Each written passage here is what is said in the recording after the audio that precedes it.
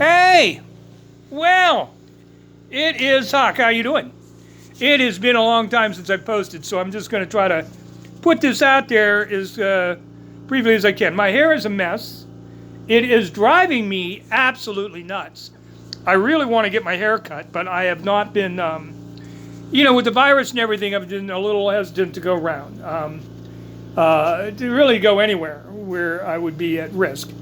Now, the numbers are coming down rather dramatically, and just this week, I did go in and get my booster. This would be my second booster shot. I had my first COVID-19 vaccination way back, I think it was in March, middle of March or something. A month later, I had my second dose. And then in August 27th, I had my booster shot. So it has been nearly 6 months since I had my booster shot. It will be 6 months like next week from Sunday. However, the CDC recommended people that have, chronic situations like me, just like people that have weakened immune systems or whatever. The recommendation is that you probably should get another booster shot, I don't know, within 3 or 4 months of your first booster shot. Now, there's been a lot of debate on that. Israel just did a study where they're suggesting that additional booster shots may not actually do too much. In fact, there's even some indication, there's one study that suggests that that these vaccinations, the cumulative effect of too many of these vaccinations may be a weakening of your overall immune system. So that's a concern. But at any rate, I went and got my fourth booster shot. So if it works the way the other ones do, they say it takes about 2 weeks for it to come, for the antibodies to be, fully unleashed or whatever. So now Friday, I got to go up to University Hospitals. And that'll be about 2 days prior to the 14 days. But at any rate, I've been reluctant to go and get my hair cut, and I'm thinking now with the numbers coming down, I'm going to hold off until, I have the full 2 weeks in. Now, from what I understand, even this booster shot will not prevent me from getting the Omicron virus. So, I'm going to have to take every precaution I can. That's why I've been waiting for the spread to go down. It really has gone down here, as it has in most of the country. Here in Trumbull County, where I live, in Northeast Ohio, I think there were something like 30 or 40 cases yesterday that were reported. Again, awful lot of cases now are not being reported because people are testing at home and not going to the pharmacy or the hospital to get tested. In fact, a lot of places are making it difficult to do that, encouraging you to do it at home. And if you do it at home, you're probably not reporting the test to anyone. So the numbers are definitely underreported. Still, it's as we watch the other numbers start to come down. Hospitalizations and deaths are coming down, but they're still high. I think yesterday I looked, there were still 2,700 deaths in the country. That's a big number. And not as big as it's been, but it's still a big number. So, I've got to be careful. And I'm continuing to do so.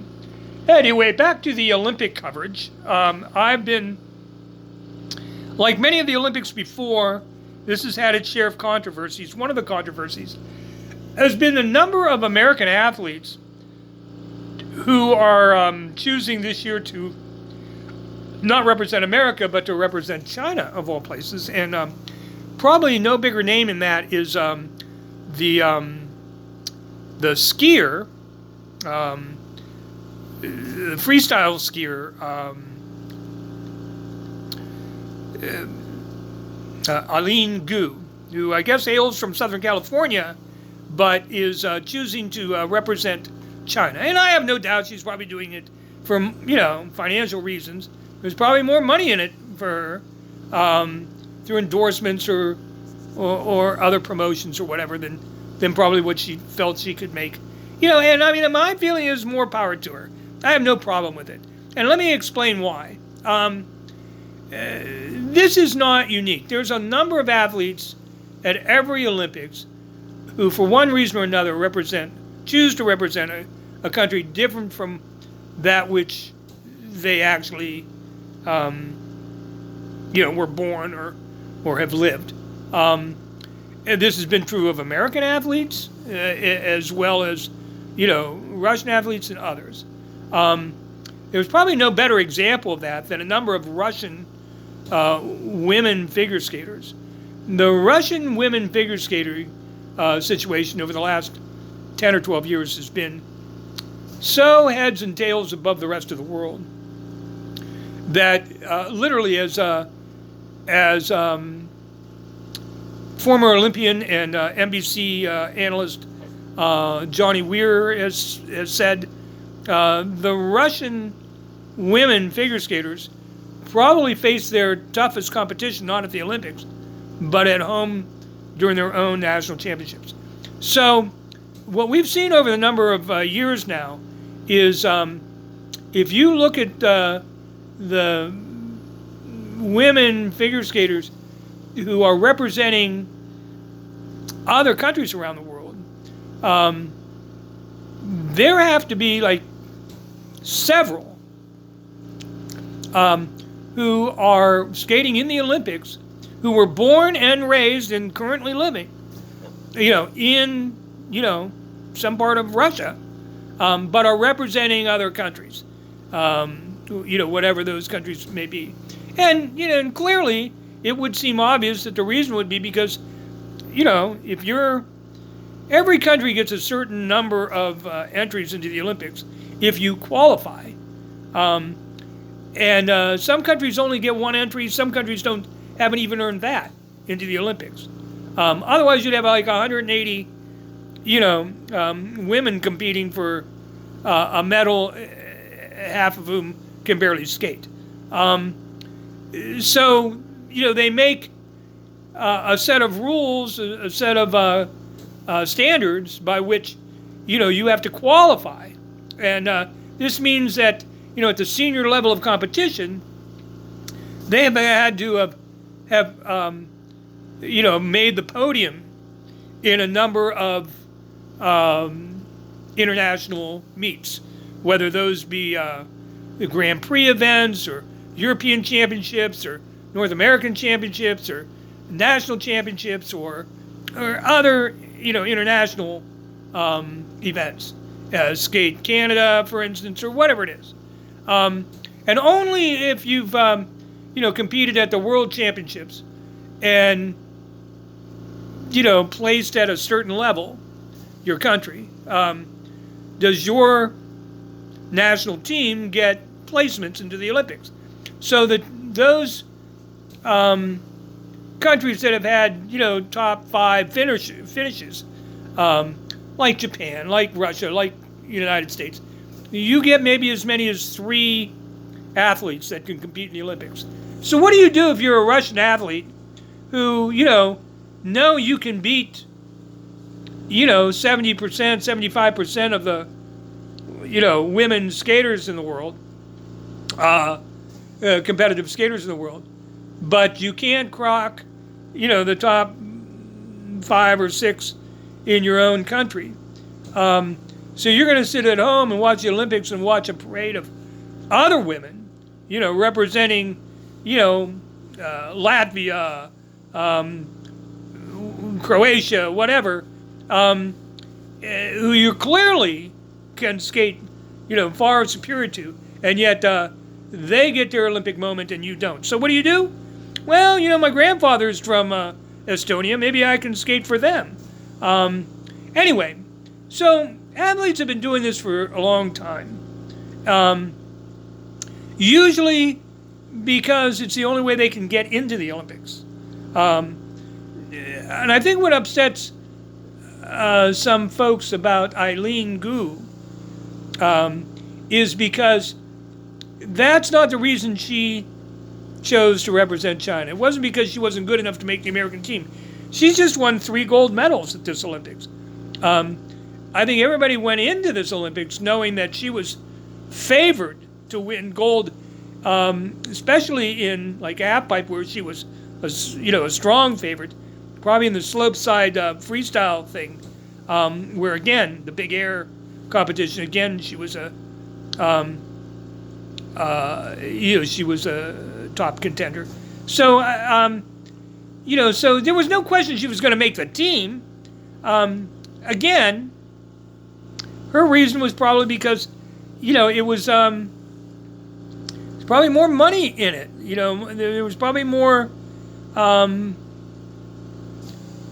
It was going to take her further, where she wanted to go, and I personally don't have a real problem with that. Either you change the rule so that you can't pick and choose who you want. You either represent the country you live in, or you move and become a citizen of the other country and live there. Either you change the rule to something like that, or you're going to have this kind of thing, and I have no problem with that. The other controversy, of course, this year, the bigger controversy, I think, is the whole doping scandal with the women's national team and this Camilla. I can't pronounce her last name, so I'm not going to try. I'll butcher it. I feel very sorry for her. I think she's been. I think, it's particularly in the Russian system. I think you're somewhat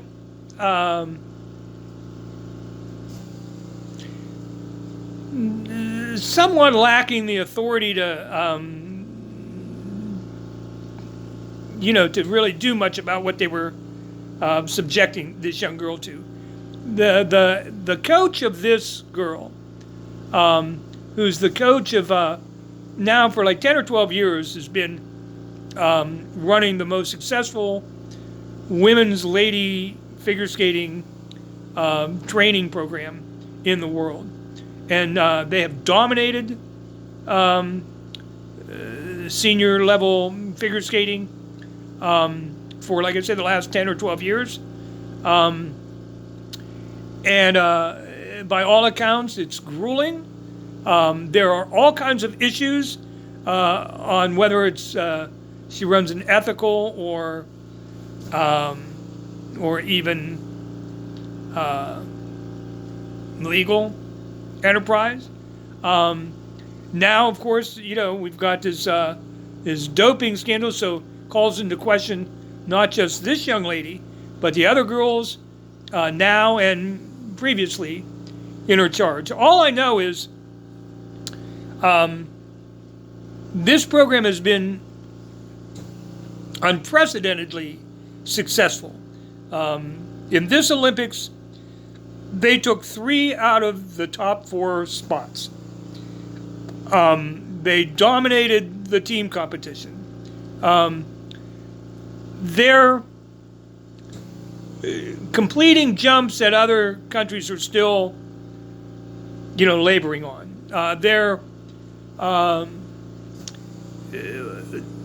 My feeling is very similar to that's been expressed, during the coverage. In fact, the minute that it was revealed that that this young lady had been given a positive test, and in the arbitration court, it ruled that, well, we're going to allow her to compete, and we'll deal with the aftermath once the investigation is completed sometime down the road to determine whether or not she actually gets any medals that she may or may not, competitively win. I felt at the time that that was a horrible decision, that under no circumstances should she be allowed to compete, because it's not fair to the other athletes, bottom line. It sends a terrible message. Now, that being said, no one's probably been hurt by this more than her. The people that probably should be hurt by it the most are the people around her and the Russian Olympic Committee itself. I'm old enough to remember when the Soviet Union and other satellite Eastern Bloc nations like East Germany, Poland, and Bulgaria were notorious for the doping and the steroids and the human growth hormones and just all of the nonsense that they were doing all through the 80s and 90s. And that seemed to, resurface here lately with what's happened in Sochi, where the Soviet, where Russia apparently was running a very systematic doping scheme, very sophisticated, and thought they were going to get away with it. And clearly the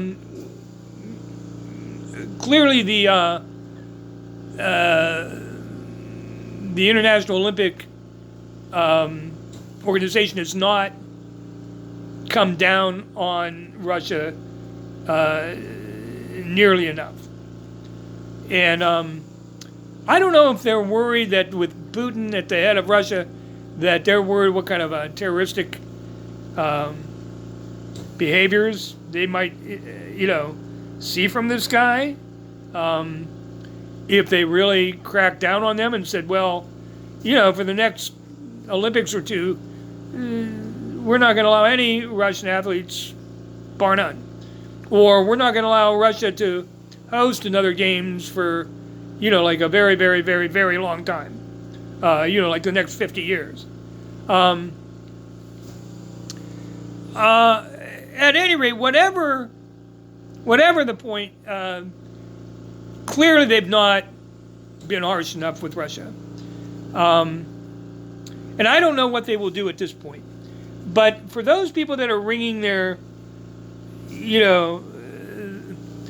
hands and saying, oh, this is the end of the Olympic movement, I might remind you that, this has been going on, not just with the Russians. We've had Americans that were doping.